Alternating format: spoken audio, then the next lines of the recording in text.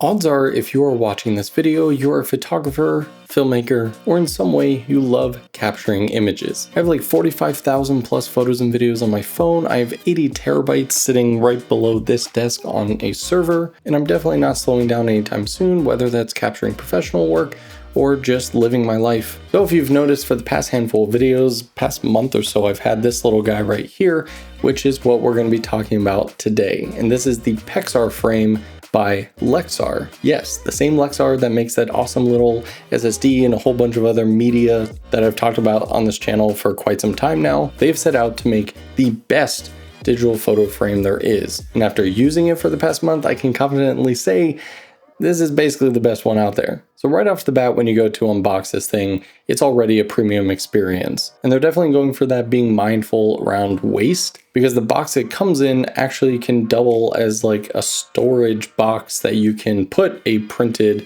like 4x6 or 5x7 photo in and use it as like a jewelry box, a little toy storage box, memory keep box, whatever you want. But the idea is to be able to reuse the box and not just have it be a single use item that you throw out once you take the frame out. But of course, the main thing is inside you get the frame, you get this magnetic stand, which of course we'll talk about, and a power cable to keep it going. The photo frame looks incredible and it's quite light. It's littered with a bunch of the traditional mounting points on the back. So if you want to hang this like a normal picture frame, you definitely do not have to worry about it being too heavy and coming off a nail or screw or anything. It's definitely a minimal, modern kind of picture frame aesthetic to it, with its outer black border with around a 1-inch matte board kind of white interior. But then you actually have 3 ports that will give you the ability to import photos without needing a phone or any other sort of interface. So you have a full-size SD card reader, USB type A, and a USB type C. Now, of course, the main character here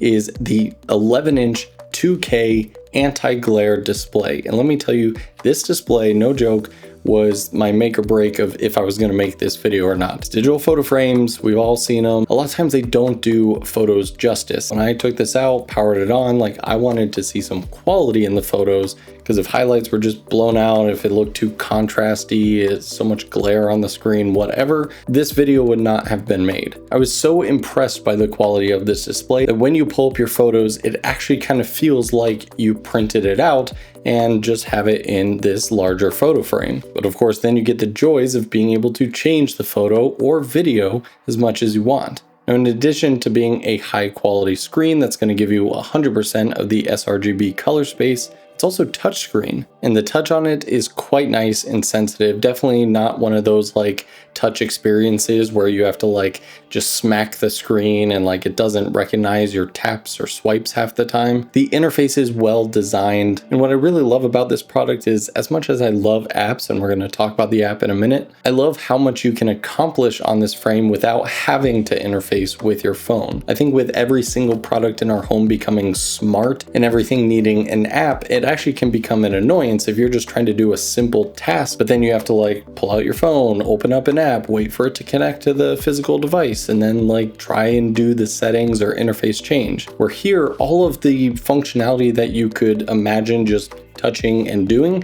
you can do on the device without needing your phone. So if you want to swipe through the gallery, you can do that. If you want to adjust from fill frame to fit to frame. And yes, you can even interface with the photos just like on your phone by pinching and zooming in to focus on a specific part of your image. You can adjust all your various different slideshow settings, so how often you want the photos to automatically swipe through. You can easily hide and show photos. There's even a functionality for adding friends. And this is a part where I actually want to bring you guys into kind of my studio experience. And so what I'm actually going to do is put this code on the screen, and this is actually the code to one of my frames. And if you download the Framio app, the same app we're going to talk about in a minute, you'll be able to add photos to my frame from wherever you are in the world. And I'll just keep a running loop of different works that you guys send in, and you may just see it in the background of my videos. It may be super out of focus like this.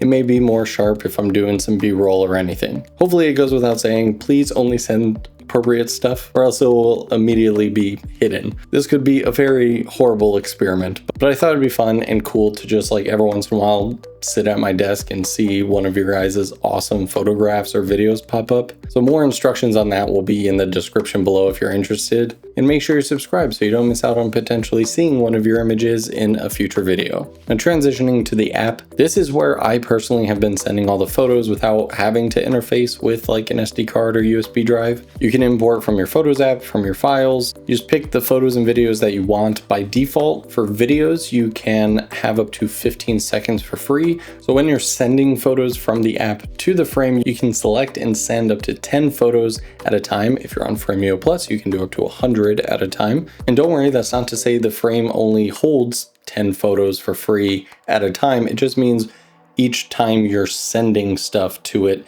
it will do 10 at a time. So you could select 10, send it to the frame, go back to the photos, select 10 more, and keep doing that. It's 32 gigs of built-in storage, which is definitely going to be fine for holding a ton of photos and videos. Now it's really cool how you can mix and match your horizontal and vertical photos. For example, right now the frame is horizontal, but if I import a vertical photo, it'll just kind of have the blurred background effect, or I can select to fill, but it also has auto rotate. So I can go over, just pick up the frame and rotate it, and the photos will automatically reorient. And it may be a small detail, but I really like how you can adjust these based on individual photos, and it's not just like one overarching setting. So for me personally, this has become my favorite way to display all of my various images and works. If you're looking for a good holiday gift for your photo or video friend, this is definitely something I would take a peek at. The only hard part is once you see it set up and see the quality of it, you may want one for yourself. As always, I'm curious to hear your thoughts down in the comments below. Huge shout out to 𝗦𝗧𝗨𝗙𝗙 for sponsoring this video.